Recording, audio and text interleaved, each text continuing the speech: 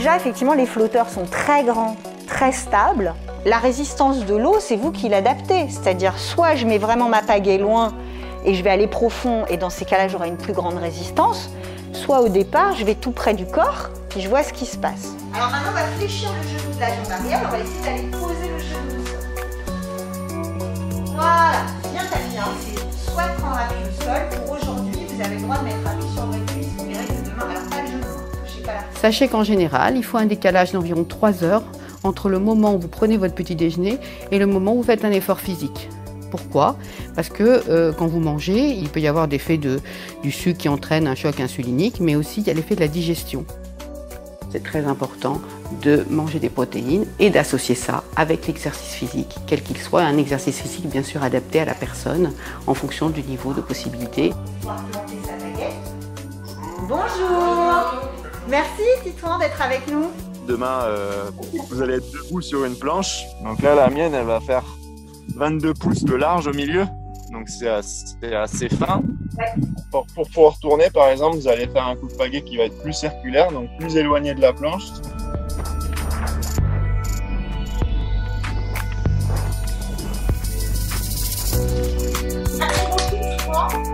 Merci à vous. Moi, je vous envoie les images. C'est le seul objectif demain, hein, c'est de kiffer.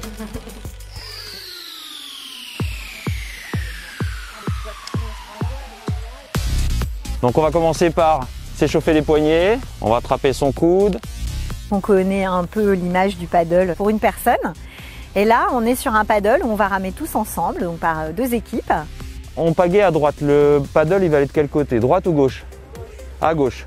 Bah, suivant comment le bateau il part, vous pagayez plus ou moins fort d'un côté ou de l'autre.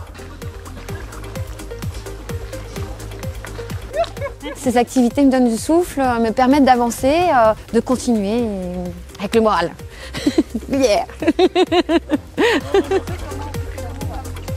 Aujourd'hui, l'objectif c'était qu'ils acquièrent un minimum de technique pour pouvoir naviguer sur l'étang. Et on était là aussi pour se balader, se faire plaisir. Allez mon équipage, gauche en avant, droite en arrière. Et puis on a été déguster le miel de l'île de loisirs de Cergy. Petite récompense au milieu de parcours. Très souvent, c'est des patients qui viennent avec beaucoup de douleurs et le rôle du kinésithérapeute va être de traiter ces douleurs. Pour moi, c'était me prouver quelque chose, que j'étais capable de reprendre une activité alors que je suis encore au milieu de mes traitements. Tout était bon enfant, on a beaucoup ri, ça s'est hyper bien passé, quoi. L'Institut Raphaël, pour moi, c'est ma bouée de sauvetage. C'est ce qui m'a permis de reprendre confiance en moi, de rencontrer plein de monde et ne pas être centré sur la maladie que la maladie. J'ai personnellement ressenti encore beaucoup de cohésion, beaucoup d'enthousiasme. La joie des gens, le bien-être. Vraiment, j'ai adoré. Ça sera un joli souvenir. L'énergie vitale toujours, la résilience. Bienvenue à l'Institut Raphaël, c'est chez nous.